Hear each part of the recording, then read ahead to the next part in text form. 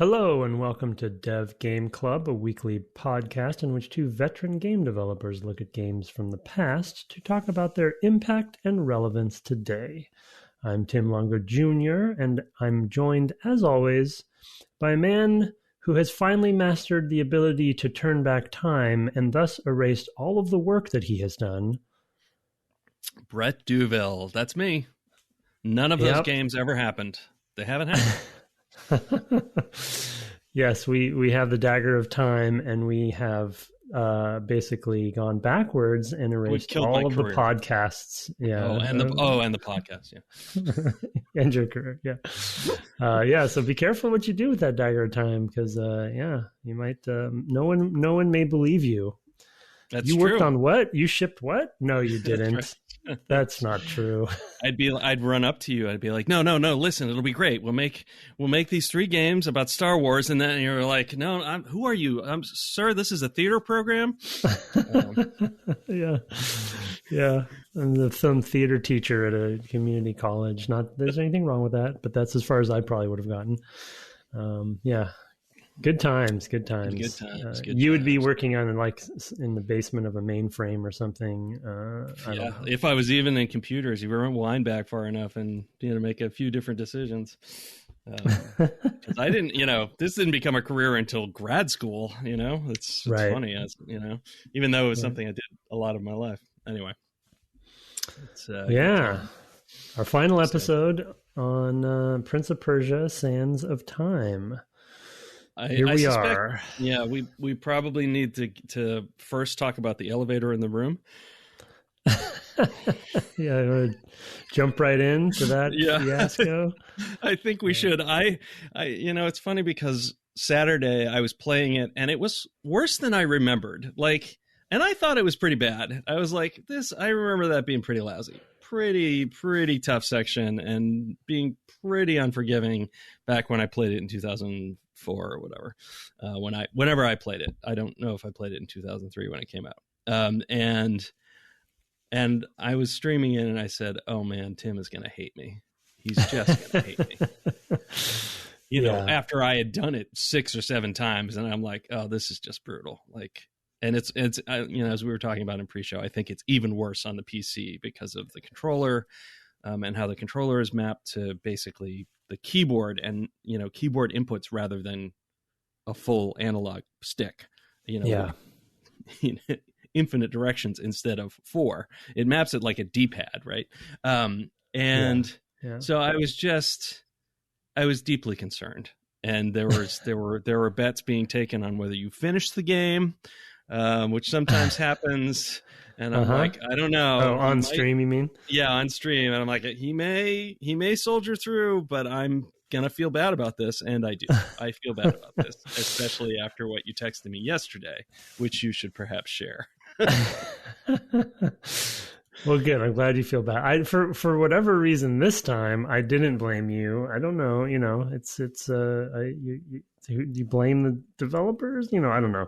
It's lessons learned kind of stuff from 2003 kind of game development. But yeah, I think I texted something like it's times like what did I say? It's times like these when let me look.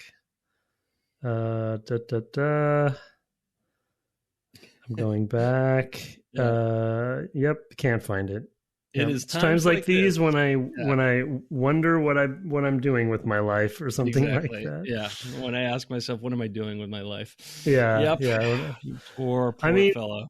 It's it's like the proverbial example of this gauntlet section that just tests every fiber of your patience and being. And we talk a lot about sort of those exit moments in games when people put games down. I mean, I'll say right here, I don't know. If anyone is listening who has played this on PC on a keyboard, I will bet you did not finish the game. So I couldn't even imagine playing this game with keyboard alone, but maybe get into a groove. But yeah, so I didn't time it exactly, but I think I was probably at 2 hours on that combat encounter. And I did soldier on. I did finish the game. But I mean, it's just there's all sorts of wrong that. And, we try to put things in perspective of their time and,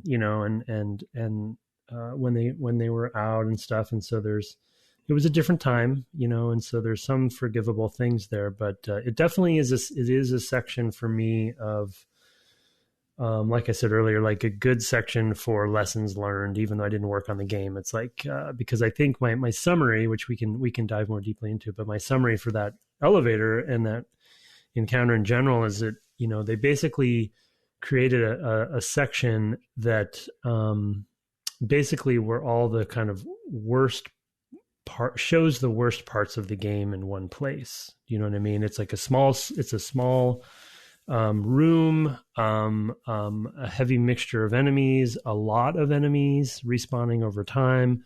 You have a companion character that is a binary fail state that you can't really do much with and control or easily defend. Well, it's not binary. There is a gauge that shows her health going yes, but I mean, like you can't heal her, right? You can't. Right, I'm just saying, right.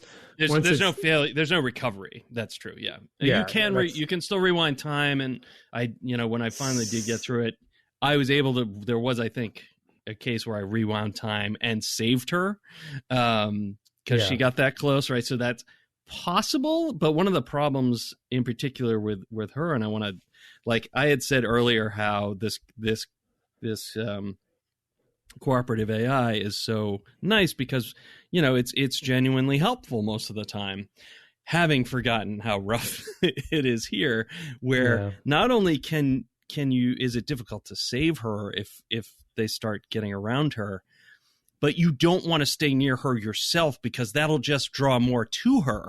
Yeah. And it'll cause bad interactions because it's even tighter next to her. Like she's there and you have to worry about her maybe shooting you in the back, which is not a huge deal. But I did have a case where I feel like she elbowed me, at a time. Like I collided with her basically, and it totally threw off something I was doing. I was like, oh man, and I said it and I lost that time again. And it was like, well, because I was going to try that as a strategy because she had died. And I was like, oh man, she can die here. Oh, geez. That had finally happened. I had finally lasted long enough where that became a concern. And I was like, oh no, this friendly AI is a real weakness right here in this one spot in the game. Yeah. And there's even some, I was going to say minor, but I won't even call them minor. Like, with the geometry in the world, another sort of like exacerbated problem with like the tapestries that are hanging and stuff that don't have camera collision. And so there were often portions of the fight when I actually literally couldn't see my character, because the camera was behind that tapestry. And so I'm kind of trying to get out of that. And then, I wonder if that's, I think I saw that once and didn't even know what I was seeing.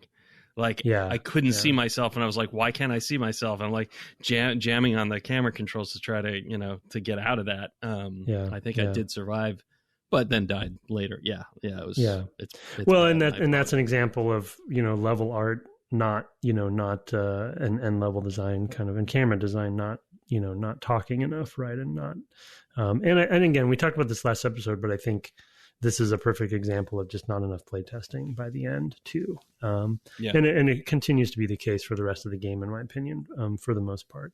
I did like, I could also see they're trying, this is a case where they're not rendering as much. So they're like, put in those cloth simulations everywhere. We can afford it, and lots of round geometry and, et cetera, because it's just this one thing. So that, because the draw distance is so close, we can do it, and it's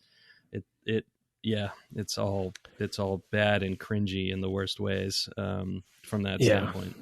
There's also this concept that is not the best term for it, but kind of surfaced over time for third-person action fighters like this, of the concept of a kung fu circle or what have you, which is the term that we would use. That I don't think it's obviously a standard, but it's kind of come from kung fu movies or what have you, and that that concept of like enemies, when you're surrounded by enemies, having AI and systems in place to basically pause some of the characters, some of the enemies around you, so they're not all focused on you potentially at one time. So it gives you opportunities to focus on a couple within the group, but it still gives you that sense that you're surrounded. But it's not like there's not this possibility that they all could attack you at the same time. And the randomness of the combat each individual enemy can bring to the, just kind of creates this perfect storm of like, things can go wrong and you really doesn't seem like there's much you could have done about it. You know what I mean? And that was, I think, my main frustration. Like it didn't feel like it was in my hands enough. And when I got at my most frustrated, I did look up on some forums to see if there were anything I was missing or whatever. And for the most part, like it just seems like it's a pretty notorious section. And there were a couple other people like, yeah, this took me 2 hours, and I'm like, yeah, that's pretty much what happened. So yeah, it's also rough. And this was Brian Don't Kick Food pointing out in chat as well when I was playing. It's the one case in the game where you actually wish you had fewer of the bubbles, because then you'd be able to do more of the death blossoms. Now the death blossom is literally shown to you in the vision that includes the elevator. So they do sort of telegraph like that he can do something special here, but I don't think it's ever taught in the game. And it would work better if you had fewer, because it uses up all your sand bubbles. It would work better if you had fewer of them, so you wouldn't have wanted to pick them up all the way along the way. You'd want to have fewer of them so you could fill them more quickly to do this special move. Yeah. So yeah, there's a lot of weird tensions here. One of the things I appreciated so much about the combat most of the time, and honestly, if the last fight like this with lots of enemies had been the one in that kind of open courtyard with the circle, with the hole in the middle, it's sort of like a cupola, you just climbed up, jumping ladder to ladder, I would have been totally fine with that. Like, that would have been a good ending combat for me, because it felt sort of similarly difficult. She's like standing her ground, shooting her arrows. I mean, there might be another minor combat after that, but it was kind of the last one that I was like, oh, that was pretty tough.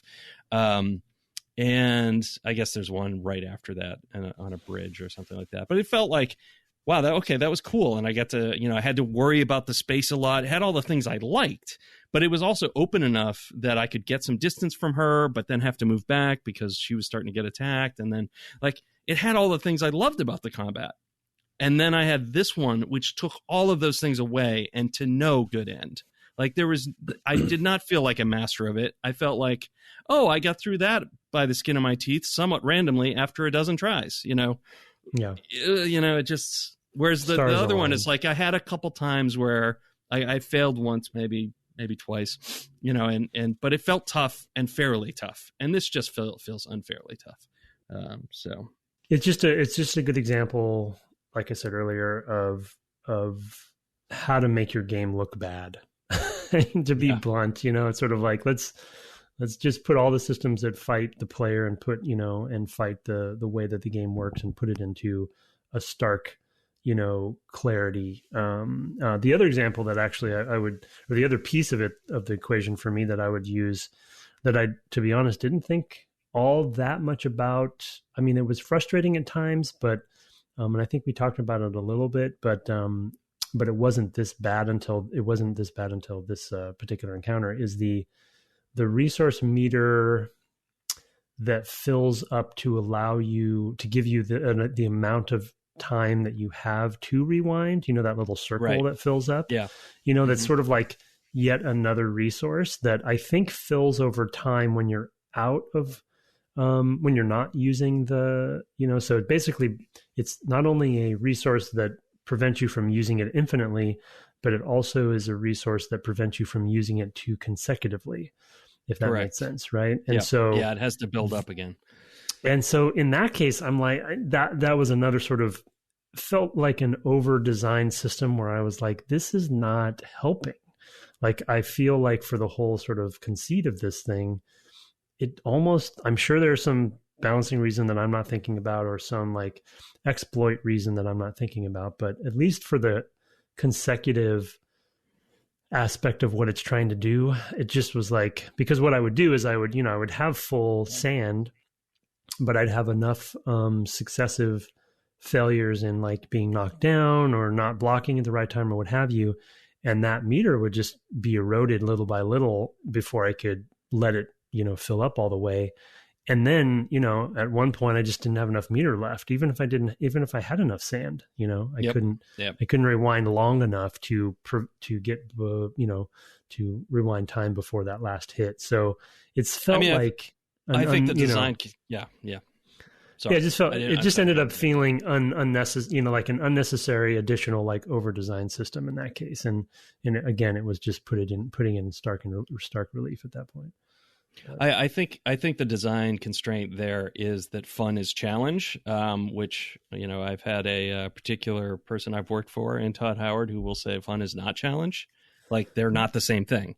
But I think that there was a period in game design where that was absolutely true. And a lot of that comes from like the NES and SNES era of games that were just punishingly difficult, which itself comes from the arcades besides, right? So, because they're trying to take your quarters, right? It's like this holdover that took us a long time to get rid of. And I think basically the design constraint there is, well, if we let you do it, if we let that thing just be anytime we want to do it, you could get 10 seconds back. It would be too easy. Right. Yeah. I mean, I think is fundamentally there may also be, if you think about it, there may be the memory constraint may also be there in the sense that if you had whatever 8 bubbles of sand, you could theoretically go back 80 seconds of gameplay, which they may not have had space to store. Well, so I'm to be specific, I'm mostly talking about the consecutive aspect of that. So like, for instance, again, right, but that's what I mean is like, if I rewind right now, and then I can do it immediately again, I've rewound 10 seconds, and now I can rewind another 10 seconds. If there is no buildup, right? You see what I mean? Yeah. So that timer is basically them recording memory. Yeah. So that may be the concern. I'm sure there are good reasons for it on their side. That doesn't change the fact that it has the impact on the player, and so there could have been another solution. Yeah. And to your point about like challenge versus fun, I think obviously we've played a lot of Nintendo games, and specifically Mario, which I'm not a big fan of, but there definitely are some extremely challenging parts of Mario games, and I think the big difference there for me, and I'm I'm not trying to sort of pit Ubisoft against Nintendo here, but in a way, like Nintendo gets away with extremely challenging sections because the mechanics are so good.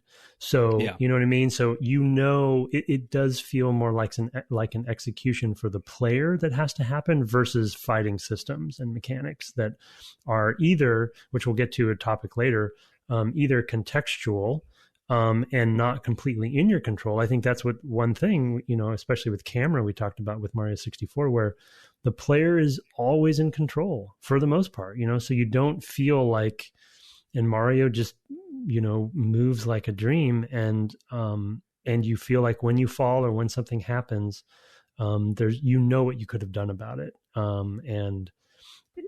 just don't think the mechanics are tight enough in this game because, which I'll talk about another topic later, because they had different goals, fluidity, blending animations, contextual, traversal, those sorts of things, all of that stuff. So those are going to create tension because it just means it's not going to be as tight of a game when you have those other goals, and you have to balance the game and the combat and the challenge, as you said, around that fact, rather than think, okay, we're going to do all these fluid things and make it real smooth and look great and have all this sort of nuance, but we're also going to make it challenging and punishing. So it's like, well, those are you're going to create some problems. Well, so and a further thing, and this is a game design, a game developer specific problem, is by the time they were building this content, everybody was probably pretty good at the game. Which is for sure. Which would also argue for like, hey, this is why you need Kleenex testers, right? Which is we call them that because you use them once and then you throw them away. Those testers are no good anymore to tell you about difficulty. So you bring in people who haven't played the game at all. You have them play, especially a section like this. Like, hey, because you could chop it up and say, okay, we'll load from this save, play this combat early in the game, load from this save, play this combat in the middle of the game. Okay, here's one at the end. Like, that's not something, clearly they were not doing that, and they were playing this game themselves and with their QA department. And everybody was just too good at the game. It's like Troy and his darn levels that are too hard. He's just too good. Yeah, I love you. I love you, Troy. We almost were able to get him on the cast, and he could have tried to defend himself, which he wouldn't have been able to. But no, yeah, for sure. Yeah, I mean, this elevator, like, I know there was a group of testers that this elevator was probably like a joke, right? They were just like, right, bim bam boom, and it was done, and it's like, yeah. Oh yeah, no, it's fine. Don't worry, no worries about it. Yeah, it's like, yeah. But yeah, I mean, at this point, they were probably also to the point where they were also skipping. They were probably just playing this section, right? And they didn't have 8 bubbles and stuff, so they might have even missed like the balancing thing of the Death Blossom thing, yeah, which Brian's point. You and I didn't use, right? So there's also that. Like, so there's a lot of ways that this could have gone wrong and be missed. Like, so I get it. I'm sympathetic to the developers in that sense. Like, I would miss something like this probably. But as a player, it's just like, oh my God, you, whoops, Mm-hmm. you really blew it here. So, yeah. But anyway, I mean, yeah, 20 minutes on the elevators, I think plenty. But yeah, I think we've covered it. But it is a good case study for a lot of things. So it was worthwhile discussion. Yeah, let's talk about you kind of alluded to the contextual mechanics and the pitfalls there, and that's probably something to tidy off before we move to the final ascent, as it were. Yeah, and I think the final ascent and this room, really the whole rest of the game, for the most part, again, sort of shines a light on this problem, because especially once you lose the rewind time mechanic for a section. Yeah, I mean, I think in combat it definitely is a problem, but also jumping off of walls sometimes and the directionality of that. But basically, in combat's the easiest example to talk about. But they did, like I alluded to earlier, they bent over backwards to give the player a lot of verbs that they would have at their disposal, but also trying to allow the player to execute on those fairly fluidly and easily by contextualizing them based on, the circumstance that was around them. And so, jumping off of an enemy, for instance, right, as an example, which, had a lot to do with, am I pressing the stick toward the enemy, and then am I hitting jump, and then a contextual animation of me running up on the enemy happens. And then depending on the enemy, different things might happen. You might get knocked down, or you might flip over, and then you can do like a backstab thing or whatever, or a dagger stab and things like that. So anyway, that's what I'm talking about. However, in the middle of a combat with 4 or 5 enemies sometimes, especially with the way that the AI is, where they kind of surround you and they kind of crowd you, and yes, we played on PC on a mapped controller, so it's probably not ideal, but so with a contextual system like that, you just inevitably you're going to have false positives. And so, in pre-show, Brett mentioned the proverbial example of this, of I didn't mean to run up that guy with a sword when I jumped. I was trying to jump away from him, but the contextual system kicked in such a way where it thought that's what I wanted to do.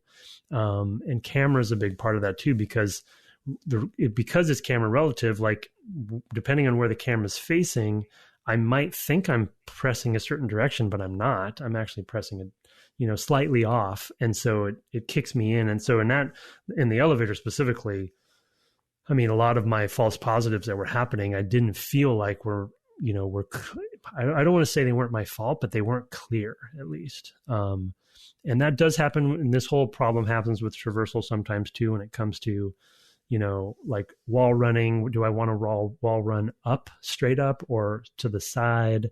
And then sometimes it's just a couple degree difference on the stick, when it's trying to predict what you want to do.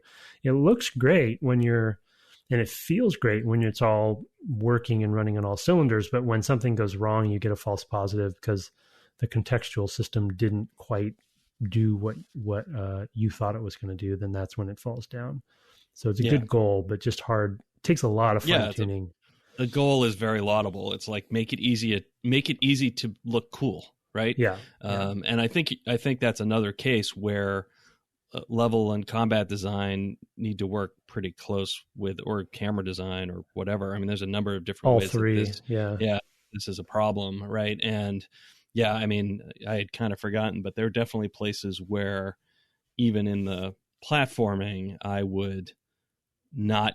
it would not execute what I thought it was going to execute. I mean, sometimes it was just I misread the geometry or something like that, which again, with the resolution on my machine and all that stuff, there are reasons why that would happen that I couldn't necessarily blame the developers for. But a lot of the time, I certainly could. Whereas just like, especially in that combat where it's like, no, I want to get away. Like, help me look cool getting away, please, now. Right? I'm in a different context than you are. My context is I don't want to take damage. Your context is, whatever the procedural rhetoric is around when to execute the cool animations. And it's like, I've learned not to run up any of these enemies. Like, I know that. Just stop doing it. Why would I? Don't even do it. Don't even do it anymore. When there's a lot of them, especially don't do it then, because it's so difficult to do anything else when you hit that button. Or you don't even know who. Yeah, I mean, related to that, the other thing I forgot to mention is when you don't have a Kung Fu circle implemented and you don't have a clear lock-on indication implement, because they basically, it seems like there's auto locking happening, but they don't show you, and so you'll be surrounded by 4 enemies and the auto lock will kind of bounce around and you're not quite always sure who he's kind of contextually related to at the time. So the jump will do different things, and so I feel like as this whole kind of 3D combat, melee combat systems, as this it was iterated on over time, like people figured out how to do better indications of lock-ons. I think the Arkham they did in games are a good example, series. Right? I think they did in the series as well. Actually, I think even in the next game they had tweaked this pretty significantly to make that more apparent and more controllable. That's good. Which is something I think they did with the twin sticks. I can't remember because it's been a long time since I played that one, but because gritty action hero, I wasn't down for it. I like the sweeter, lighter prints of the first game, but anyway. So. Which we will get to, but it's the contextual systems, like it's camera. I think we kind of talked about this in one of the episodes, but you can't just put this all on. You can't design a contextual system and then just expect the level designers and camera designers to just, figure it out. You got to really work with the systems designers, the systems programmers, the gameplay programmers, and everyone's kind of got to figure out the best case scenario. And this is the first game of theirs like this. So they were still figuring, to give them the benefit of the doubt, they were still figuring things out. They didn't know what they had exactly, but they still were trailblazing. So there's that. But, there needed to be more rule sets, I think, on what not to do for the designers, and how the systems work well together and how they don't.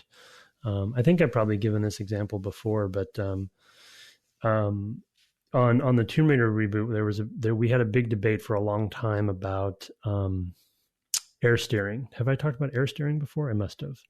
It's come up. Yeah, sure. Yeah. So I mean, that was sort of like it's that tension between something being completely fluid and realistic looking from animation blending standpoint all the time versus controllability for the player, and we opted for the air steering version. Still looks good enough, but it gives the player complete control all the time, so you can have better kind of slop in there if you don't quite make a jump at the right time, versus literally the previous Tomb Raider game had predetermined systems. So if you jumped at the wrong direction slightly, you'd fall to your death because it wasn't matching. And with something like combat AI as well, that's one thing that Nathan Martz, I think, was a real advocate for on Republic Commando was here's how to make my enemies look smart. Yeah. And John Hancock, for that matter, with the squad, like here's how to make the squad look smart. And they both had theories about that. Like when I say theories, like philosophical beliefs about like how those things should work. And Nathan in particular is very thoughtful about how he approached those sorts of things and would say, look, this is what makes an AI look smart in games in 2004, and had his opinions about that and would literally work with every designer and say, hey, this enemy is about this. So he needs this kind of space, the Trandoshan who runs up to you and, the sort of grunt or whatever with the knives. It's like you need to, there needs to be a sight line so you can see him, so he looks cool coming at you and you have a chance to shoot him or whatever, So, there was those sorts of conversations that were happening. Like when I designed this on the AI side, this is what I was thinking and all those sorts of things. And that's a total partnership. So, of course, there we had fewer camera constraints because it was first person. The player's already in control of the camera.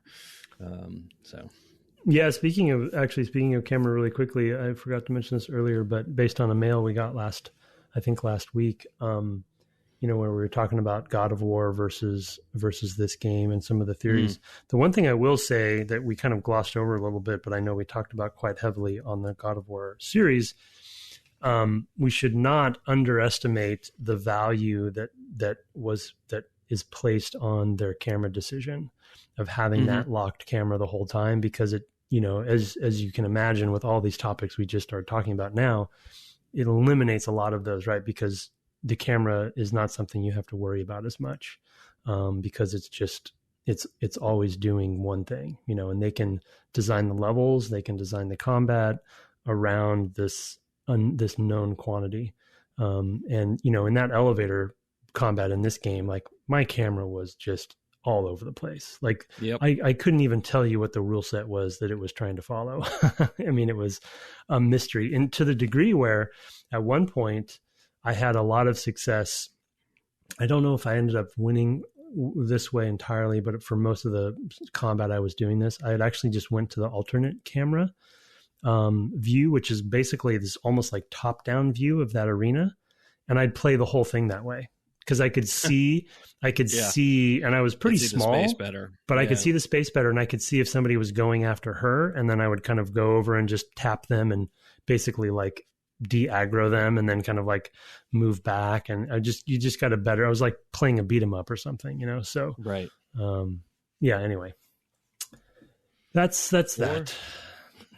All right, let's ascend the tower then, because you had some thoughts about that. This happens, I guess we should sort of preface by saying this is a point at the game of the game at which you have a big story event in which that you get to the hourglass. You have right, you get to the hourglass and you lose the dagger. You both escape you fall and then you escape through a sarcophagus, which might be all a dream. With I don't know. That was kind of a fun little audio thing. I don't know if how long you spent trying to figure out that room where you're trying to follow her. Yeah. No, through audio queuing. Yeah, no, I didn't. I looked it up. Okay. That was wow. the one. Confession. Yeah, no, somebody said I totally forgot. Somebody said Tim's played Lost of Lost Woods. He should be fine on my stream. I was like, yeah, he'll probably be fine. No, I thought there might have been something audio related, but I couldn't really place what was happening because it sounded like she was moving around. So anyway, no, I didn't get that. It took me a little while too. I was like, I thought I actually put I normally only wear one earbud when I play, and I put both in case it was stereo and I was missing it. And that made me figure out, oh no, it's not. It's not stereo, because if I move back this way, it moves to the other side. Wait a minute, it doesn't make any sense. Okay. Anyway, so all of that happens, and then now you've lost the dagger, but you've got to get up to the top of this. She takes the dagger, right? You wake up from the dream and the dagger's gone. Yeah. Right. So wait, so what was the if it wasn't stereo, what was the audio solution to that thing? If you the door you're supposed to go through is the one that has the sounds of her splashing in the water. As you walk in front of it, the sound plays, and it's only in front of one of them. So as you're walking around this circle, there's eight doors or something like that, and you'll pass in front of one, you'll hear it splash, and you'll think, "Oh, that's this far away or whatever." I and never really heard a just splash. I never heard a splash at all. Yeah. Interesting. Maybe. I mean, I didn't. I mean, that's the first. It could have been there, but it's the first that maybe my volume was too low or something. Yeah. But I thought you were going to say that her voice was the key, but if it was, she may say something in some of the clips, but it's mostly. I think it's like a multi-sound where it's like there's a few different little audio clips that they play as you pass in front of this door, and if you're in front of it, there's like a running water sound that just keeps playing if you're in the front of the right one, and you just once you figure that out, it takes no time at all to do it, because it's like you just go up and then you walk around and you do it again and you walk around. So it's kind of a thing where it's like once you've figured out, okay, there's something I'm not getting right here, I guess you have to remember my state of mind at that point too. Fair enough. I was like, I hope that's her drowning in there. Yeah, I was like, oh no, I'm not getting this right away. I don't know how much time I want to spend on this, and so I was like, what's the deal? So, luckily it doesn't. Point. Luckily, it's not dynamic, so it's like the same doors every time, sort of thing. But anyway, yeah. So you don't have the dagger. She seems to be ascending the tower now with the dagger and I think your previous sword. And so there's actually a short section with some mirrors where you actually have to get a new sword, which is a super badass sword, which is fun for the most part. In most of the enemies' case, it's fun because it's kind of a one-hit kill. But then you have to ascend the tower on the outside of the tower to basically chase her back to the hourglass without the time mechanic. The rewind time mechanic. So the main thing, I mean, I won't spend too much time on it, but the one thing that I will say, apart from the not having the time mechanic, which we should talk about separately and as well, but I did really think that the ascension of the tower on the outside, the exterior of it, was quite good from a level design and flow perspective. I missed the dagger, having the dagger there. I think the one mistake they made there for me was they didn't change the rule sets enough, maybe based on the fact that you didn't have the dagger, because there were some unclear spots or some new mechanics or new kind of combos and stuff, which in the past they would do those things, but because you had this sort of failsafe, it wasn't as punishing. But here it's like if you die, you just go back to a checkpoint. And in some cases, the checkpoint was pretty unforgiving. But I did enjoy the flow of it and the level design of the routes, and you just really felt like you were slowly ascending the outside of this tower, and it felt very good to me, despite those problems. I wanted to ask about the mirror puzzle you mentioned where you get that sword. Did that trip you up at all? That tripped me up for a while. Yeah, it did. It did. It tripped me up for a little while. Yeah. So how I basically had the same problem that I had with the library, in the sense that I misread what the puzzle was trying to get me to do, which I thought it was light up all these lights. You didn't see the design, where the light goes into. Yeah, I didn't read that as the destination. And in fact, I went and I was like, I did a drawing, and at a certain point I realized that two of the mirrors were ends, like they didn't bounce to anything else. And I went, oh, I'm doing the wrong puzzle, which was actually kind of a nice moment. I've logically proved to myself it's not possible to solve the problem I'm solving. I just was like, I can't do this. Is not a thing you can do. I'm not doing the right thing, which I was happy about. It took me embarrassingly long to figure that out, but I was glad when I did. People were getting to the point of like, do you want a hint in the stream? I was, and I'm not a hint guy. And then I was like, oh, well, now I know that. So now I just need to reread the room. Like, what is going on in this room? And that was kind of that's kind of a fun thing. I think that's what was missing for me in a library, is there was no pleasure in that. You know, it wasn't like, oh, I'm misreading the room, because there was no clue to tell me that was the thing, right? You know, so the library is anyway, also harder to parse, but yeah, exactly. You can't see as much, right, at any one time. I will say the alternate view, camera view in that room was quite good too. So it kind of gives you a good. So again, like we talked about this in the past, the difference between the two of us, because I use that quite heavily, and because I just have assumed that alternate view is specified by the designers for a reason, you know. So it's like it must be a telling way to look at a room. And that alternate view shows that where you need to put the light right there. So I knew what I needed to do pretty quickly. But anyway, yeah. Cool. Yeah. The ascent was, I definitely had, there was one section where you climb up a bunch of boards and then you swing over and then back from a thing. I can't remember exactly. And I several times missed that and like had to start again. I was like, ugh. Yeah. There were a number of sort of like, and then there's another section where at the very end of it, you have to swing from a pipe and jump down to a low, maybe you have to jump across to a rafter or something like that.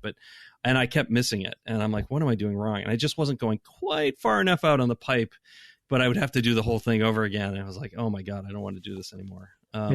So yeah, several like checkpointy things. But I did like that it was like, well, now you have to do the whole thing. Like, while at the same, I'm talking out of both sides of my mouth because I'm like, well, I was frustrated because I had to do the whole thing again. But at the same time, I was like, yeah, but it's kind of cool to do the whole thing. So I don't know. Mm-hmm.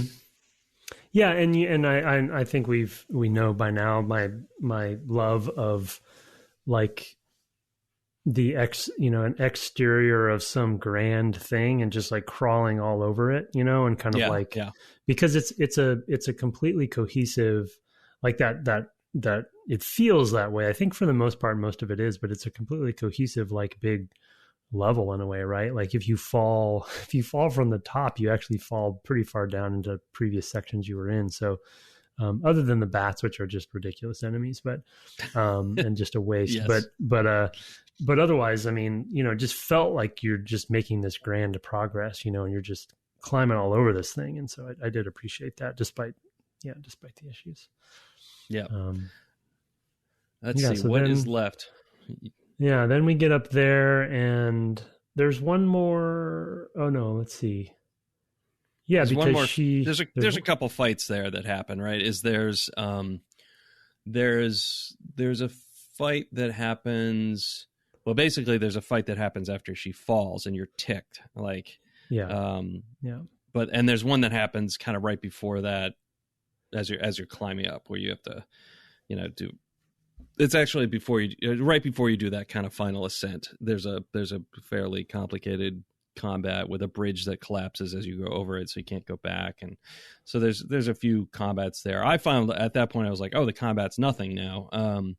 I guess it was a little trickier for you, but not probably. Well, not terribly. It wasn't. It was only that one after she falls and dies. Spoiler: she dies in this section. Which is kind of a neat little cutscene. I think they did a pretty good job there, where you're holding the blade of the dagger, and she has the hilt, and you think you're going to be the one who lets go, right? Is the other thing that's really cool about that, because that's what should happen, right? You've got to. I mean, he's literally bleeding onto the dagger, which is like the only blood in the game as well, I think. Which is a nice aside. It might be the only like really bright color red the whole game too. But yeah, he's like holding this thing and it's like her whole weight is hanging while he's grabbing this dagger, which is like, I mean, it's like, it shows just how strongly he's come to feel for her, even though we've talked about how that is not the best executed love story of all time. It does come to a really extraordinary peak in the sense of like, this is not a thing most human beings could even attempt to do, you know, and he's doing it. And then she gives up, you know, she's the one who says, I'm going to let you go because of how much this is hurting you. And that is just, that's just a great moment. I love that moment. and you wonder like what's going to happen next. Like how do we fix this? Like, Yeah. Yeah, it's good. I mean, despite the transition, you always wonder in times like this whether there were maybe some levels that were cut or something, so maybe there was some transition. Some time that's you lost. Usually happens to me where it's like we had to cut some stuff that made the transition and the flow of the story not work as good as it should have. Starfighter, originally 7 missions longer. Yeah, exactly. So you kind of have to make do with the best you can. But anyway, by the end, I think they did kind of pull that off, as I was skeptical and critical earlier episodes in the series. But by the end, I think they did ultimately achieve that goal. So that's good. But yeah, she falls. And then I didn't have trouble with any combat but that one that happens right after that when you only have the big guys, because I don't know if I was doing something wrong, but they just, they were blocking.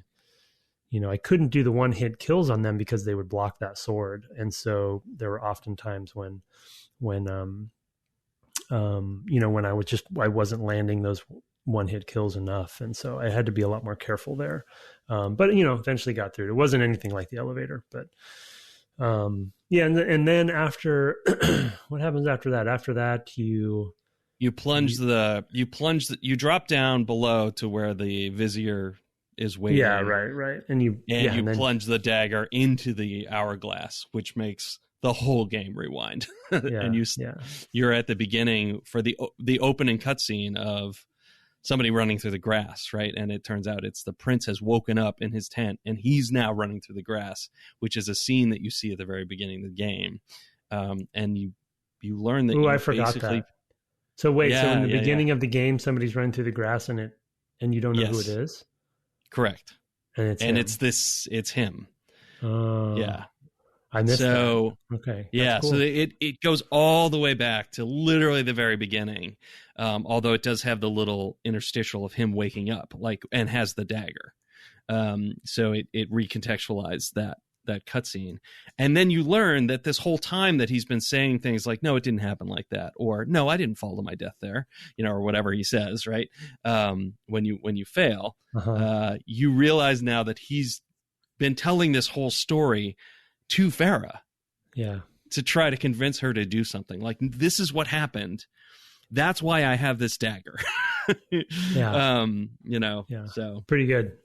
Yeah, it's pretty good. Yeah, like I said, I hadn't finished it before, so I didn't know what the actual ending was. And you had alluded to something. I'll give you another theory that I had beforehand that I think this one I like better for sure, but I thought he was going to be talking to their children. Or something like that, where he's telling a story. So that would have been quaint as well. But this is better because it relates to the time theme, and that's pretty. Yeah, and that's a pretty cool full circle. And then the very last. I don't know if we were gonna. Oh yeah, we got to jump. Actually, we got to jump to the boss fight first. But yes, before the very last thing that he says, I thought was just very well done and good writing there. So. So then there you do come, the villain comes in, and I think they didn't do a great job with him. Like, he's really not present enough for me to care too much about him. Right. They're basically playing on Jafar, way too much. I mean, that is a trope of Arabian Nights folklore as well. Like, I mean, that character is a character. Like, we talked a little bit in the first episode about the Orientalism, but also at the same time, these are the tropes in that literature. Like, I recently finished that Daevabad trilogy by S.A. Chakraborty, and which is one of my book recommendations from a long time ago. And it has all the same stuff, right? It has all the same sorts of characters, right? And there is a sort of like, that's part of the genre aspect to that, but at the same time, tropes are tropes, and they're still tired. Like, it doesn't matter. I mean, probably fewer people are familiar with this trope, if not for Aladdin, right? And in which case they've seen it twice, right?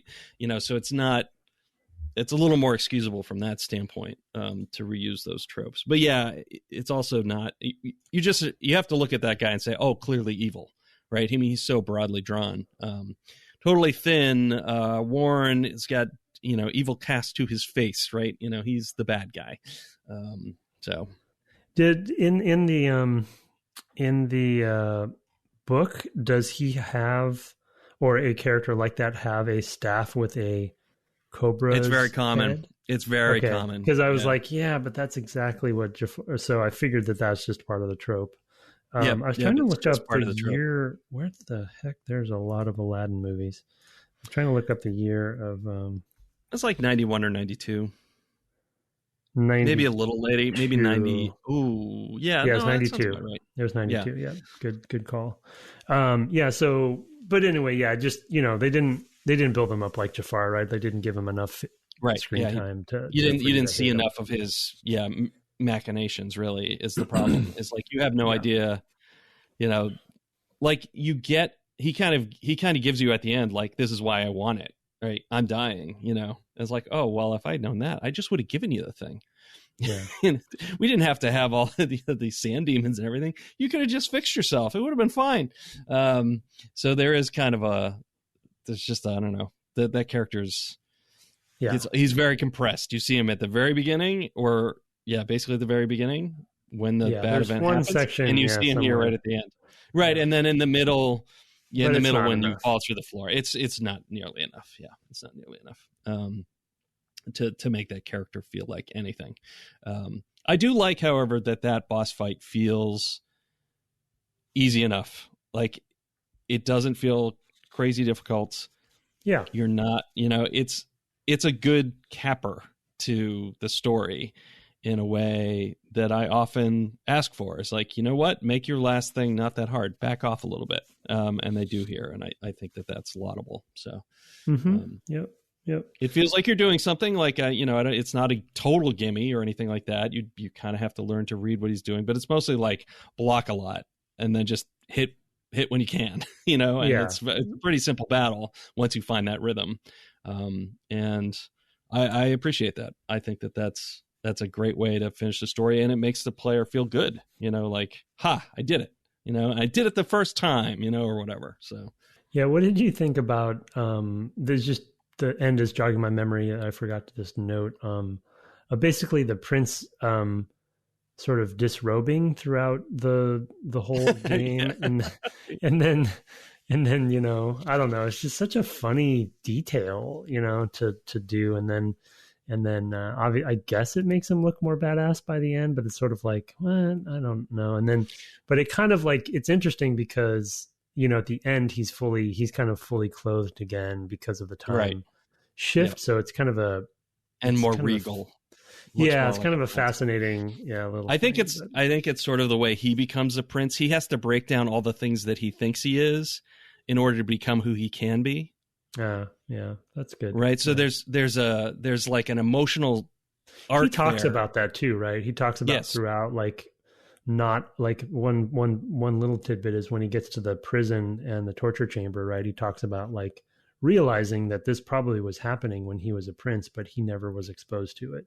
So it's sort of like he's being exposed to what it really means to be a ruler, and so he is in some sense going through boot camp, right? Of like, he's being broken down by this experience to become the better thing that he can be. In theory, I'm not totally sold on the he just reaches in and smooches her and then he rewinds time to pretend that didn't happen. Groundhog Day last moment, but anyway. Yeah, I mean, kind of figured they'd do something like that, but it doesn't change the audience's perception of him. So because it's a weird little it's a weird little comedy moment that I don't think entirely. It's just a little too broad. It doesn't land for me. But but I did like in broad strokes. I do think the story really does work. So. Yeah, and I did like the very last moment too, when he does rewind there, and then he decides, that he's not going to kiss her or whatever, and then he jumps over the balcony and says the word Cocorico, whatever it is. I was going to use a Zelda word, but Cocorico or something. Cocorico, yeah. But he says that word, and Karkalok, yeah, something like that. Yeah. Oh, I forget what exactly it was. Yeah, Karkalok is a goblin fortress in D&D.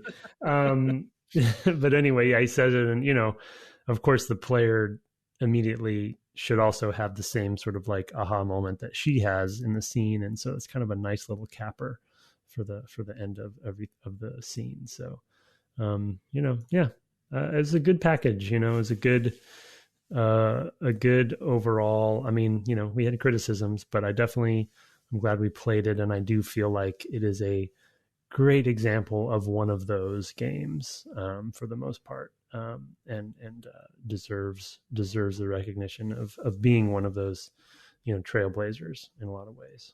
So yeah, absolutely agree. I think we should take a break because it's we're already getting up on an hour, and then we'll come back and do our takeaways and feedback. Sounds good.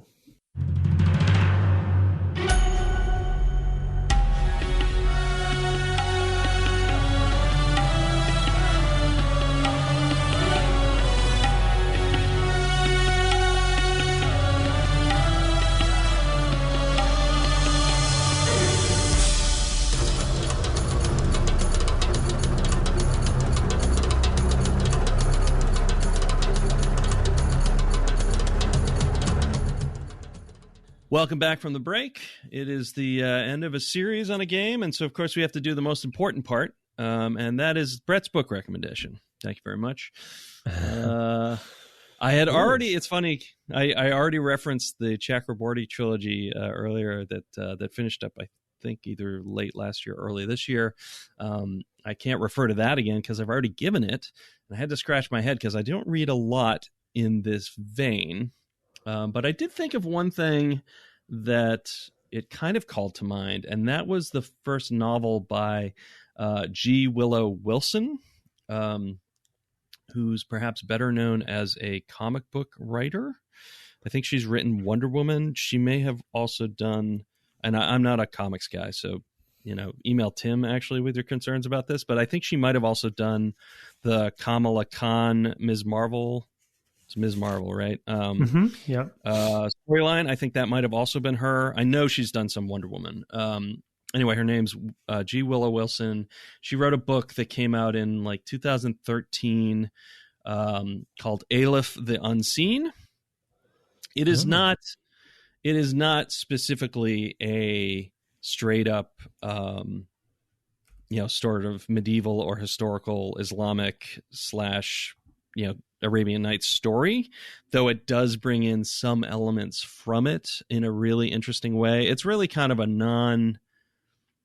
it doesn't really conform to any specific genre, really. There's sort of some cyberpunk in it, as I recall. And there is some fantasy, so it's like not one thing. And it was a really great book, and I was like, oh man, I can't wait. I hope she writes a ton of books because and she hasn't written a lot of books since. But this one I do highly recommend, called Aleph, Alif, which is the first letter in the Arabic alphabet. Aleph, the Unseen, kind of a parallel with Aleph, which is the first in the Hebrew alphabet. So kind of similar. Neat. And alpha in the Greek. So they're all kind of similar in that regard. But it's a really interesting book, and I'm talking myself into wanting to reread it. So it got a lot of awards. I think it got the World Fantasy Award that year, and it was a New York Times notable book, which is actually how I found it. So it did really stand out that in the year that it came out. 2014, I tried to read all the 2013 notable books. I did not succeed, but I did try, and I did read this one. So I recommend it. That is my book. Let's now turn to the other thing we do, which is, part of it, I guess. We do the takeaways for our series, which is just sort of things that we picked up as we played. And, often we have these a little bit in common because we pick up some of the same things. But as always, sir, I will go to you first for your takeaways. Yeah, I mean, I guess we can just get it out of the way. The time rewind mechanic. Oh yeah, I didn't have that one. No, yeah, I'm kidding. I mean, like we talked about it quite a bit. I think that it is one of those ideas and implementations and mechanics that I think a lot of us as developers, at least in you know of our generation of developers, um, I feel like it's kind of that poster child of like, you know, just this great idea that was perfectly put into a game that fit really well, and then kind of so much of the concept around it, you know, was holistic throughout the game as well, you know, because it worked in combat and traversal and, you know, and everything. And then the story and, you know, but just as a mechanic, like it's, you know, it's like, oh, that's the Prince of Persia thing, you know, it's, oh yeah, the Prince of Persia thing, you know, it's like, oh, you rewind time. Oh, like the Prince of Persia thing, you know, so it's just like, it's like cover shooting combat being given to Gears of War. You know, it's like, oh yeah, that's a Gears of War game. Yeah. Like, well, they weren't the first to do it, but they're the ones that got the credit, you know? So it's like, but in this case, I think they, you know, as far as this generation goes, they probably were the first, but yeah. So the time rewind mechanic, awesome takeaway and just like a great example. Ironically, kind of like Ocarina of Time, you know, where a theme and mechanics and systems all kind of come together in a great package that I think sets this apart from just another, you know, not just another, but, you know, from other third person action adventure games. So yeah, that's obviously the first one. Yeah. And it solves, I mean, to expound on it a little bit more, because it was on my list as well. It also does some of the great things that we really appreciated, like being able to experiment more because you have this soft failure. And soft failure is really one of the things that I think we needed. You know, if you wanted to have a game that was more challenging, in order not to be totally frustrating, you had to find some way to make it soft to fail, like not horrible, not going back forever. And this was like, well, go back to just before you made the mistake. It's not perfect. It has some definite wrinkles, which are weird. Like there are a lot of times where I would rewind to just the moment where I did the bad thing, like just where I did the jump. Oops, I didn't quite rewind far enough, and it just did the jump again. I was like, man, I meant a little further than that. Yeah, and you waste a bubble basically. And it's like, okay, I mean, it's fine, but and then, you know, they do.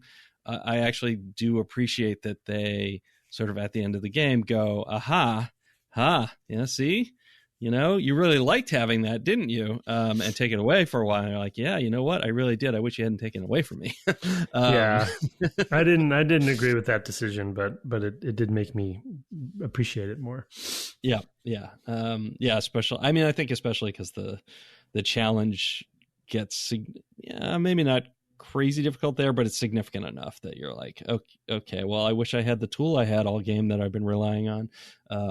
We didn't talk a lot about that, but I do like that additional element of both experimenting, but also sort of letting the combat be more teachable, because you can you made a mistake, you can now immediately correct it and learn from that mistake. Oh, I should have done this. I should have blocked. I should have, like, I see the wind up now. Let me rewind to right before the wind up, and now I know what to do. I can do something to deal with that. So all of those things I think really work well together. So, yep. All right. So go ahead with your second one then. We talked a lot about this one in this episode, so we don't have to hit it too much more. But, you know, contextual. I have contextual traversal specifically, but it definitely is a contextual, you know, goal and pillar throughout the whole game, because it does relate to combat and such. But contextual traversal specifically, I don't want to say that this was like necessarily the only game that created sort of a bit of a formula that was emulated in this era, you know, quite heavily, but it definitely was one of the ones that was a blueprint people would use. And again, from personal experience, you know, definitely talked heavily about. A lot of games, I think, it was obviously, you know, an iteration on other games before it, but this was one of this generation that a lot of other games, you know, whether it be Tomb Raider, Uncharted, etc., that took these sorts of contextual traversal systems, because, like Brett said earlier, you know, it's an easier way to make the player look awesome while doing lots of seemingly complicated things, but letting the system kind of do a lot of the work for you, instead of like the old Tomb Raider games, which was very much like very mechanically, finicky, where it's like, yeah, you can make it look good, but you really have to know what you're doing and hit things right at the right time and all this stuff. And this kind of took the guesswork out of that stuff. So yeah, that was my next one. Yeah, part of that, and I bring this up only because we've talked about it so much in this and last episode, is God of War tries to do finds a different solution to do the same thing by doing QuickTime events, right? Yeah, good right. point. I mean, they're doing exactly the same thing. They're trying to find a way to make you look really, really cool in things that would be hard to do mechanically, and they're doing it with signal button presses on the screen, which weren't new to that game either. But that is like we said with God of War, with Gears of War, it's like, well, that's the QuickTime event game, right?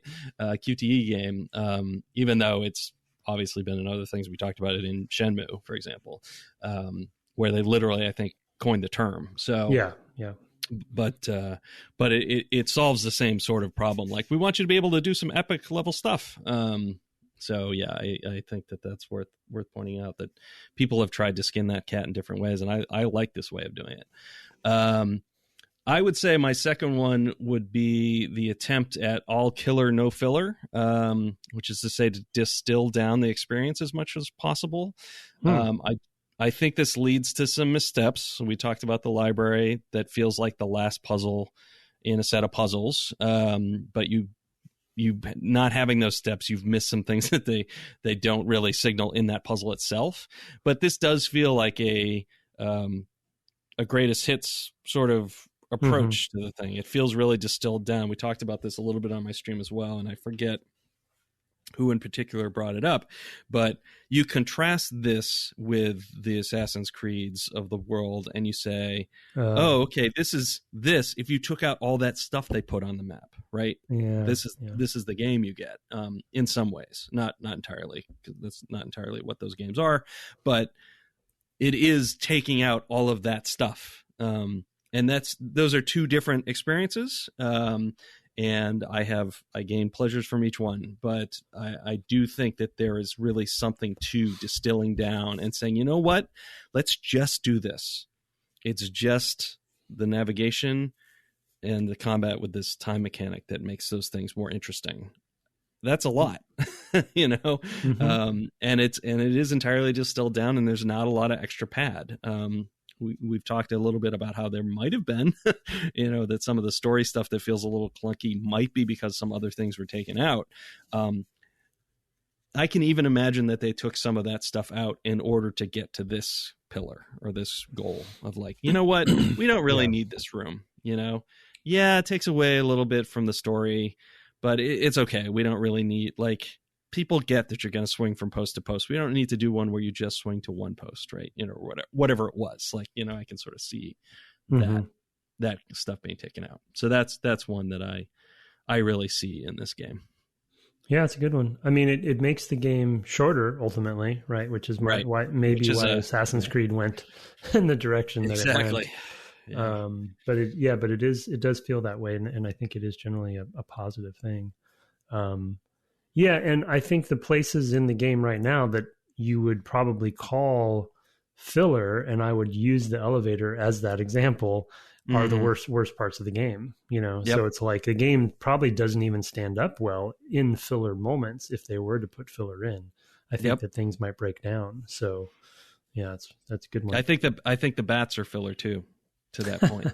Yeah, to be honest, I mean, they feel like just a nuisance to make the game a little longer. Like we were making games at that time where that was part of the discussion you had with marketing. Well, how many levels is it going to be? How many different locations will those levels?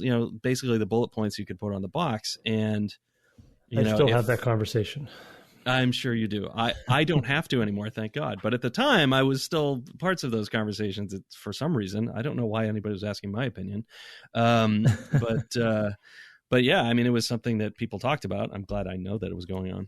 But yeah, I mean, to me, it's like, okay, well, we can put in a nuisance enemy that makes some of these things go a little slower, I guess. Like, I don't know.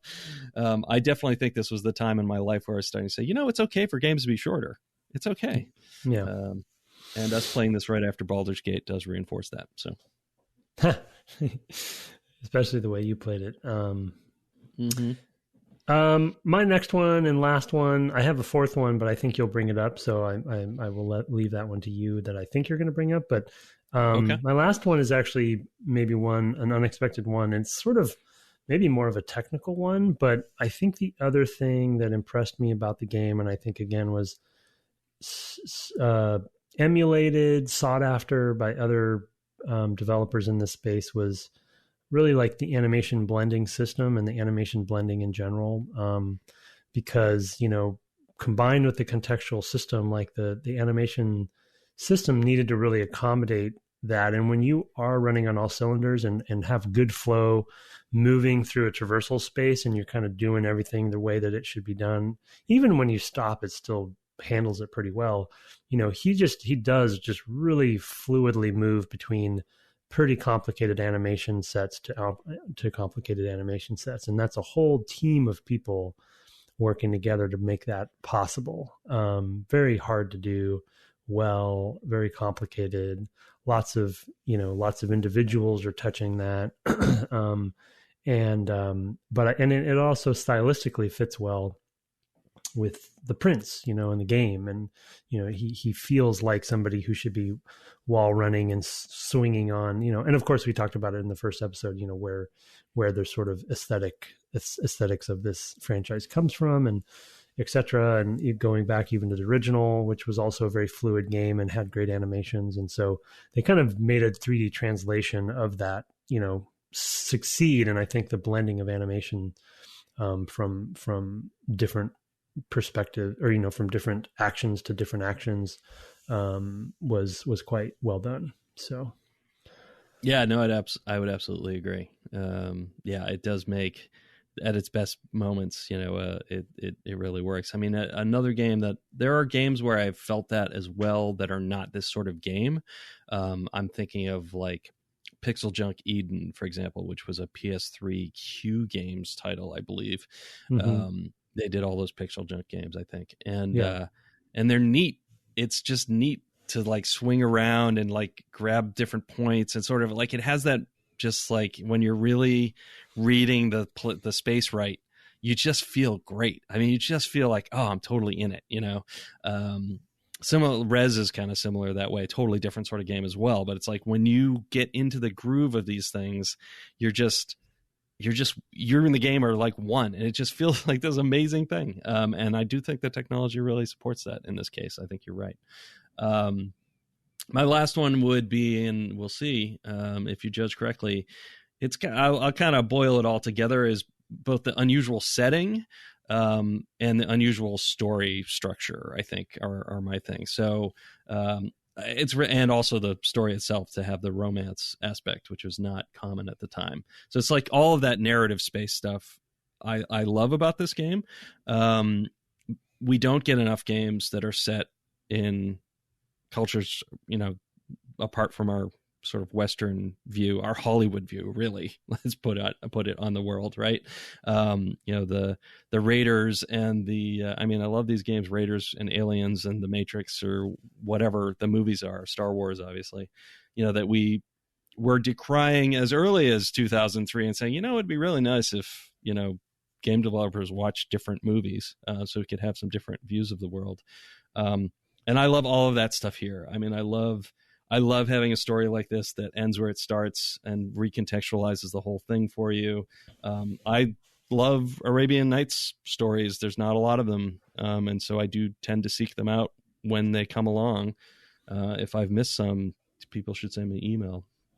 But I love that sorts of stuff. And I do think trying to explore different sorts of things is something we talked about with Jill Murray about when we talked about the most recent Tomb Raider, about having an uncomfortable conversation in a game where you just like nobody's really gelling, and it's kind of awkward silences or awkward starts and stops to the conversation, and just what a weird life and that Lara had, and and like how it just made her have a hard time with small talk and stuff like that. I mean, it's just like, Right. I love things that are different. And I wish we did more of those things. And this game does that. So I don't know. Was that what you thought I would go to?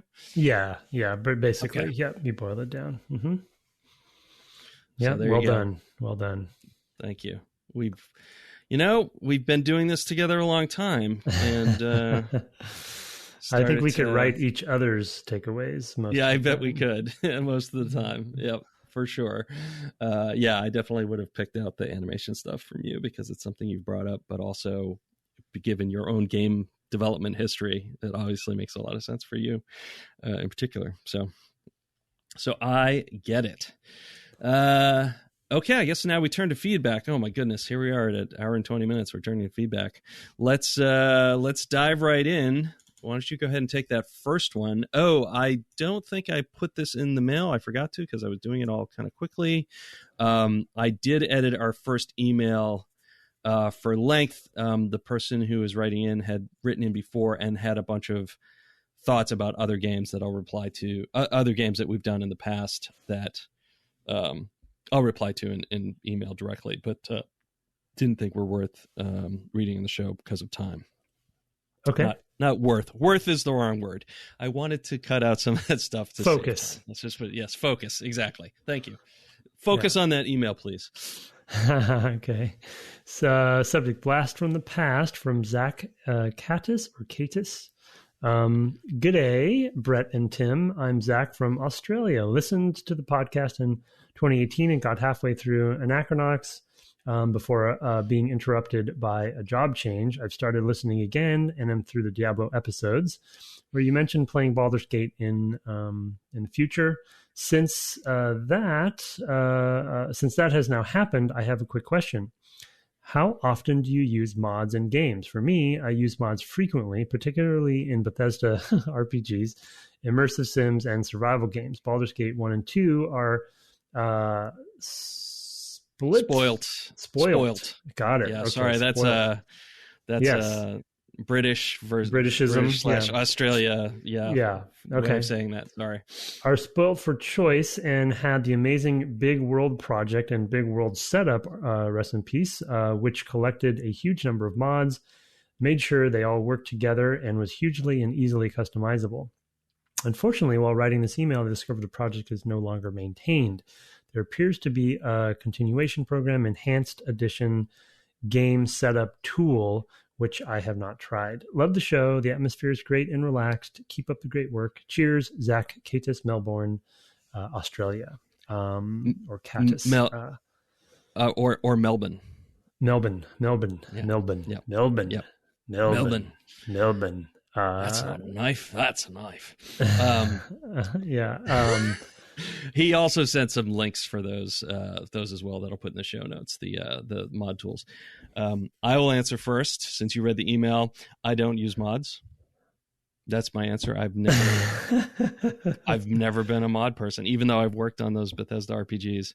I mean, I've seen some of the funny mods that come through for those games, but I'm just not that. I just am not that guy. I do not mod games ever. I don't think I've ever done it.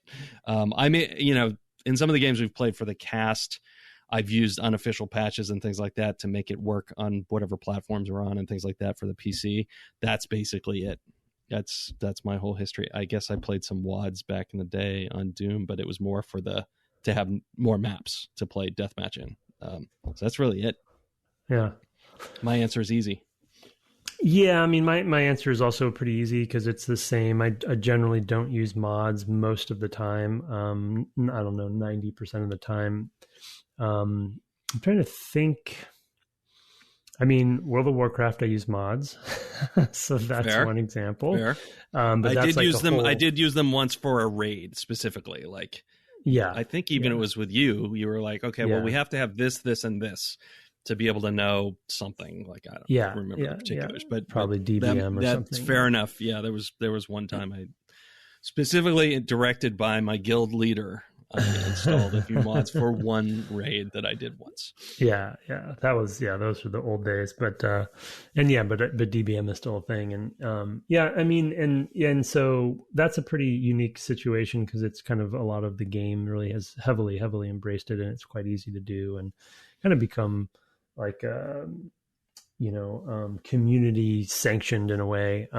For other games, I think similar to Brett, like, and I'll just give a little context for my reasoning. Actually, I think being a game developer, I've been a bit ruined by this because I really think I probably would enjoy using mods more, but I have some weird psychological thing where most of the time I want to play the intended way that the developer wanted me to play, like whatever they shipped with, or maybe whatever they're updating the game with, if it's a live game, that's what I want to play. And it's because I want to see what they, I want to see what they did. And once you start adding mods in, it kind of starts, not necessarily muddying, but it kind of changes the goal to some degree of what the game was intended to be. So again, I think it's great that mods are out there. I definitely sanction them, and want to support them philosophically. But yeah, that's my reasoning. But generally, I don't. But it's actually interesting that Baldur's Gate had such a big mod scene, which I didn't even occur to me, but it makes a lot of sense that it would. Yeah. And it'd be fascinating to see what it was, all that stuff was, because it seems like it would be a game series that would benefit from mods. Yeah.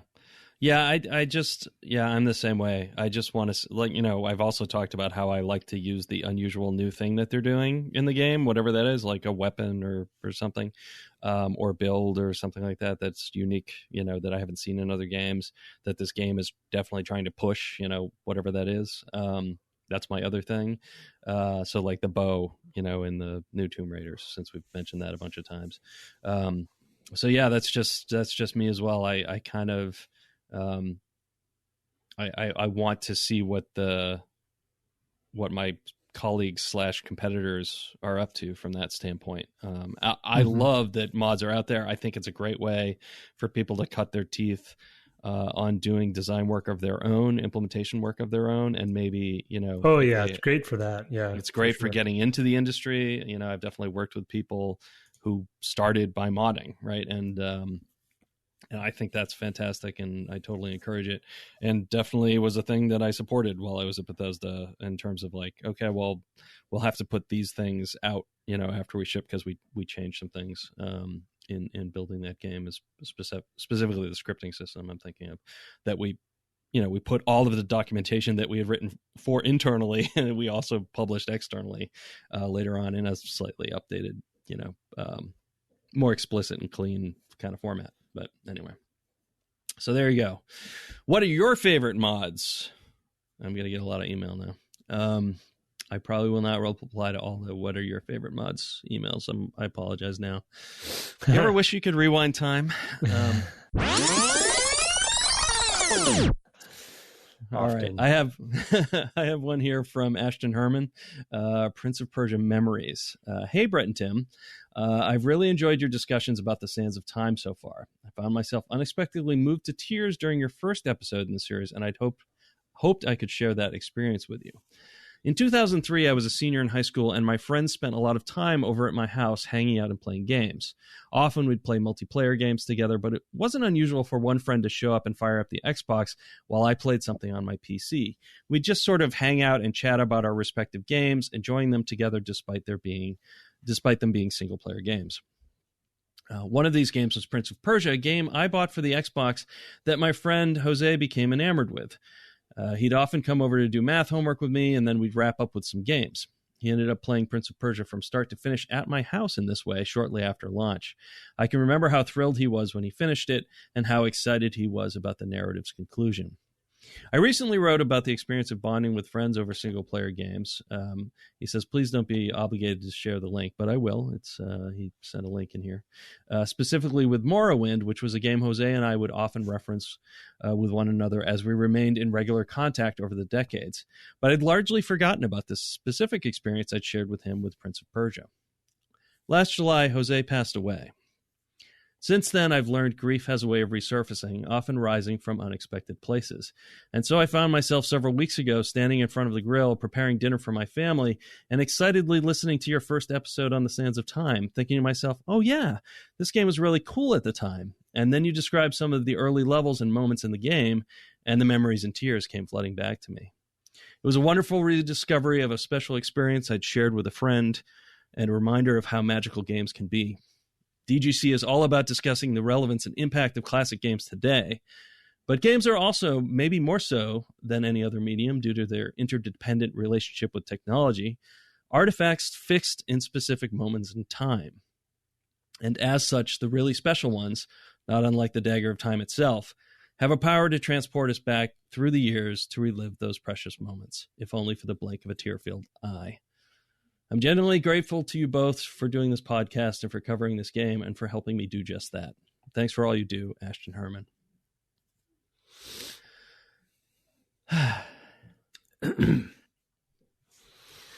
Yeah, I'm always humbled to get emails like this. You can probably hear it in my voice and in Tim's lack of voice. Thank you, Ashton. It means so much to hear from you. I'm sorry for the loss of your friend, of course. I think it is, he points out a really interesting thing there about like these are tied generally to very specific times. It makes sometimes our game choices a little bit constrained because it's like, oh, we can't get this game. Or to get this game would require an outlay that we can't possibly expect, maybe even of ourselves, never mind the audience. Because of the weird intersection of tech and, and when this stuff was available and whether you can even get it anymore and et cetera. And being in an industry that doesn't do a good job of preservation besides. But that does mean that it can be Proustian in some ways. Like you revisit something and you're like, I know exactly where I was when I played this the first time. Yeah. Anyway. Yeah. It was a beautiful email and, and thank you. Yeah. Thank you for sending it and sharing it with us and the audience. I think, as he put so much better than I could.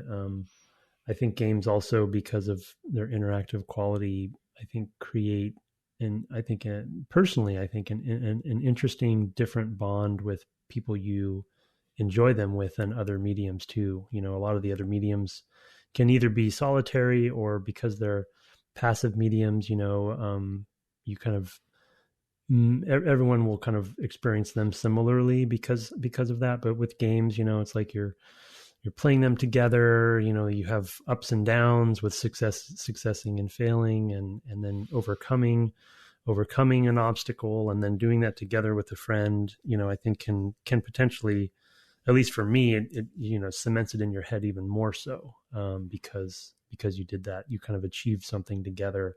And then with Prince of Persia having a great sort of story to wrap around it, make it even more memorable. It's just, I think it's just an amazing medium, as everyone knows. And I love stories like this. And I'm also obviously sorry for Jose's passing. But yeah, thank you for sharing, Ashton. That's very, very kind of you and generous.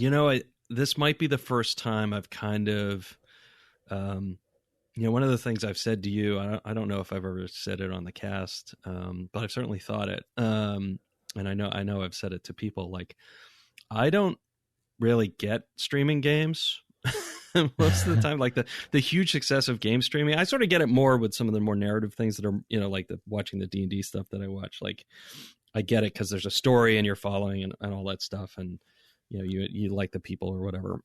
And I think that this email and your discussion of it in particular makes me go, oh, that's kind of what that's about. Is this part of it, this part of gaming. I actually, when I started playing games, it was a very solitary pursuit for me. I didn't have a lot of friends who played games. When I did have friends who played games, we didn't have the same systems, and it wasn't a time when there when TVs were really cheap and everybody had one in their bedroom or whatever. So like, we didn't hang out, if the computer was in this place of the house, the TV wasn't also in that place in the house. Right. So somebody couldn't just bring over a console or something like that. Because I'm so old, it was the brown box back then. But anyway, so there is like, my experience of games is somewhat different from that standpoint from somebody who was born 10 years younger, say, 10 years later, say, or even later than that. And so a lot of these sorts of formative experiences that people have had, I didn't really have. I didn't really play games with other people much. I mean, a little bit in college, but very little bit because I wasn't playing very many, but really until I started working in the industry that I was playing games with other people. And talking about them in the ways that we do on this podcast. So it kind of like maybe go, oh, this is why that's a thing, right? Yeah. Is that people have had this experience in a way that I haven't. So anyway. Okay, well, let's go to another more nuts and bolts question from Mystery Dip. Okay. Let me regain my composure a little bit. There's also a beautifully written mail from Ashton. But anyway, so Mystery Dip, my friend, quality of life versus depth from Mystery Dip. Hi, Brett and Tim. Hey, Brett and Tim. This started as some tweets with Tim, but 240-ish characters at a time ended up not being the appropriate medium for such a question. So I wanted to ask in an email in the hopes of a longer conversation. In several of the games you've played, Prince of Persia, Civilization, Animal Crossing, the Ultima Underworld come to mind, there has been a discussion about how there tends to be a trade-off between player agency, depth, special moments, and quality of life helpers in games. Examples, quest logs, auto mapping, inventory management, user interface, go here next indicators. I know this topic could probably be a podcast by itself, so I'll condense it to ask. I'll condense it to ask: are there some good rules of thumb to follow when designing a game as to which end of that continuum to go towards? I assume first looking at the target audience, and if you're aiming younger, then more helpers are better. If your demographic is adult, should you aim for one extreme or the other, casual versus hardcore, or try to tweak individual features based on playtesting? Regards, Mystery Dip. Yes, I'm sorry I haven't gotten back to that thread, Mystery Dip, but I guess we will do some of it here. It's been a fun thread when I've had the time. Yeah, you've been a busy man. I mean, for me, it's the questions you ask yourself are why and what is my game about, to answer this question. Like, is my game about reading the map, and figuring out where to go? In some cases, yes. Like, I mean, we had a lot of fun with that in Ocarina, for example, of like reading where you should go next and figuring out where you should go next. But it's not really a thing with The Witcher 3, to pick something that you've played a ton of and I haven't, so I'm totally talking out of my behind. But to be asking yourself, like, okay, why do I want the player to engage in this activity should be part of what you're asking, I guess, in when you ask these questions. Like, yeah, if you're gonna auto map, why auto map versus not auto map? And that how you answer that question will sort of change what the game is. And also, I guess the other thing is the amount of mental bandwidth the player has to manage all of these different things. So, but I'll throw over to you because you're actually a person who does think about these things for your job. Yeah, and I've kind of been trying to kind of go back and forth with this on Twitter with Mystery, as I will call him. His last name's Dip, first name Mystery. No. His first name is E. His last name is Dip. He's Mr. E. Dip. Oh, dude. He was on the stream last night, so thank you for joining me there, sir. Yeah, it's tricky because there's not a perfect answer to this that's a catch-all. I love Brett's answer. I will kind of come back to, I guess, relying on, and I know Mr. E is Mr. Dip is is working on his own game, I believe, right now, and so he's kind of has these kind of topics on his mind, which is exciting.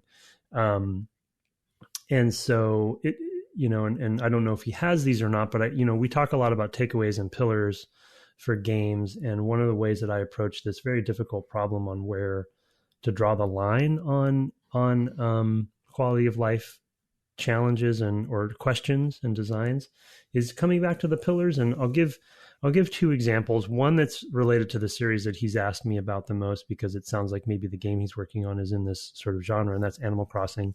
And he's kind of asking me like where the sweet spot was for that series, because I've played all of them, not Happy Home Designer or some of the offshoots, but I played all the mainline ones to some degree. Kind of where the sweet spot of that is, because obviously New Horizons is like the most user friendly. And I think the reason he was asking is on our series, we brought up often that the original had a lot going for it because it was so, I don't want to say rudimentary, but it was so like Spartan, in its approach, in especially in the quality of life side of things. But the thing that I had wanted to reply back to the Twitter thread with was actually, I'm going to throw out there, because I haven't played it in a while, so I don't know if it's the right answer, but I was actually going to throw out there the second one, Wild World. The reason being, I'll use one specific example that I know we talked about in the series playing the first game, stacking items. And so that's like a very simple, small example of quality of life where the first game didn't have stacking and Wild World brought stacking in. I'm pretty sure it was in Wild World. And that one thing felt like it still fit the pillars, but it actually expanded them and kind of like made them even more effective pillars, meaning the game is about harvesting and collecting and, and picking a lot of stuff up. And it felt like not having stacking in the first one, though there are advantages to it, because as we talked about in the series, it changes the way economy works. And there's some cool things about that sort of simplicity in the first game. I still think that like one little thing like that can actually find a sweet spot of that. But then New Horizons, I think Brett and I might have talked about this in the bonus episode, and I think both of us continued to play that a little bit.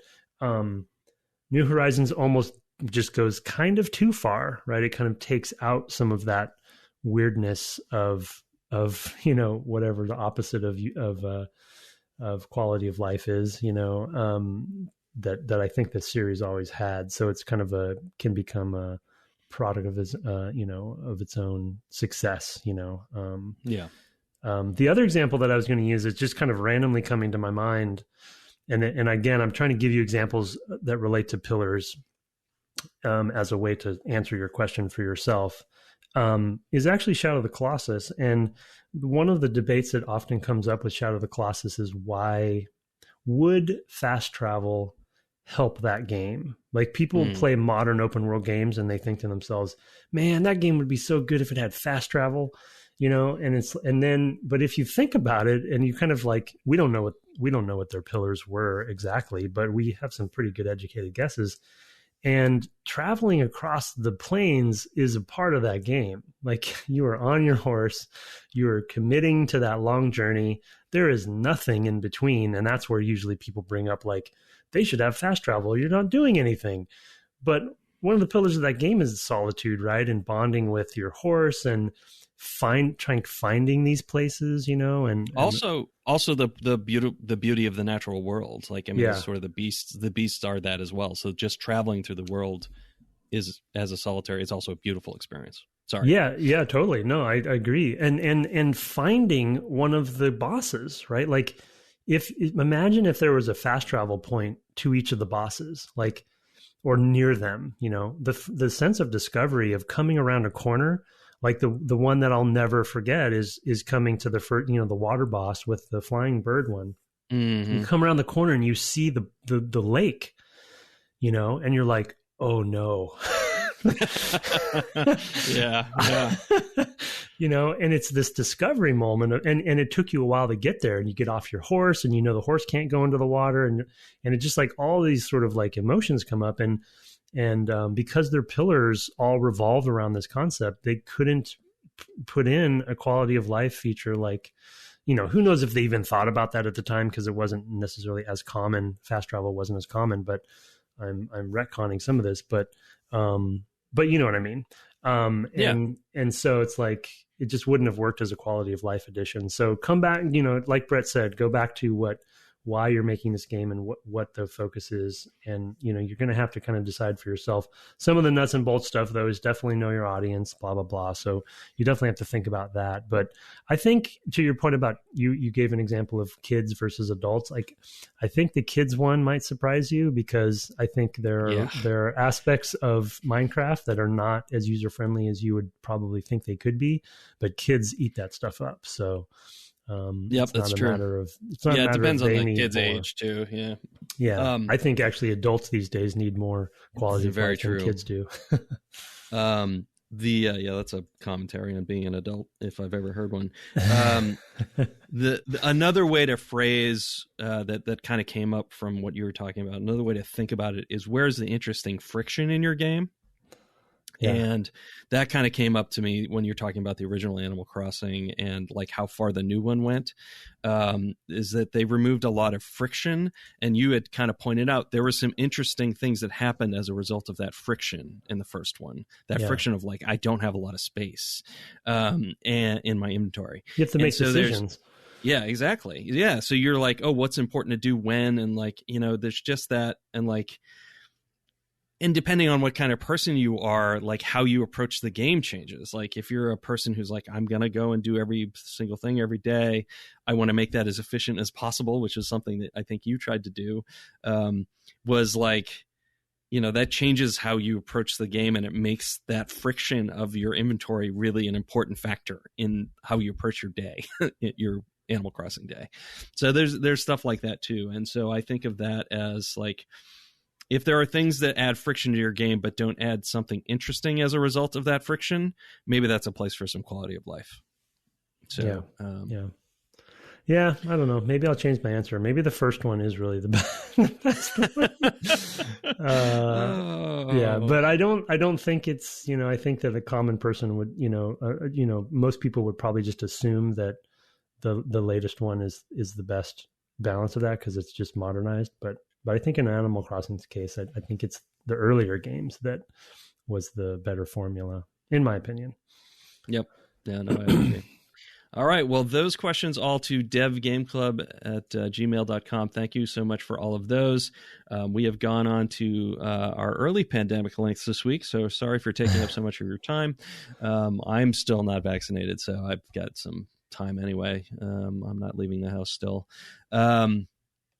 Our reviews, we love to hear them. Send them our way through generally the iTunes / Apple Podcast infrastructure, but really whatever thing you use. If we don't read it, shoot us an email. Let us know where to find it. We'd love to read those on the cast as well. It's fun to get those. But thanks again to all the emailers this week. You can find us on the web at devgameclub.com or on Twitter at Dev Game Club, where you can also find my co-host at Tim Longo Jr. with the JR at the end. You're into that streaming thing. You've hit the streaming train here early in its inception. This is a brand new thing, I hear, streaming. What are you playing these days on your Twitch? I am playing Death Stranding as of last night. I took another week off, but I'm back at it for the most part. And yeah, last night was Monday. We're recording on a Tuesday, Tuesday night, 6 p.m. Pacific Daylight Time. Death Stranding for who knows how long. We'll see what happens. It's with my completionist sensibilities, I fear this might take me too long, but we'll see how it goes, how I play this one, because I didn't do that with Hitman. I didn't play kind of completionist version. So anyway, yeah, I mean, it's Death Stranding. I don't know, if you might know what you're getting yourself into, but it's something else, that game. So yeah, it really is. I may pop in to see that tonight for a little while. I've also been occasionally streaming at twitch.tv/Brett Duville. I have, in theory, been playing Arcanum, but it's like I play it once a week at this point, so I don't know how much progress I'm really making there. I might switch out to something a little bit easier. Easier from the standpoint of technically that game is on modern systems and stuff it's got some issues. It's not super stable and there's some rendering problems, etc. So it's a lot. We'll see if I continue with it. I have some others that I've been thinking about that might be a better fit for me. So we'll see. You see what I do. Anyway, we have not picked our next game, so check the Twitter for that. Our intro and outro music was written and performed by Kirk Hamilton, commissioned by friend of the cast Aaron Evans, and our new logo, of course, is by Mark Garcia, who also this week presented us with a cool bit of art for our 5th or 5th anniversary. I love it. Oh, so funny. Anyway, have fun pressing all the elevator buttons when you get on this week, and good night. Good night.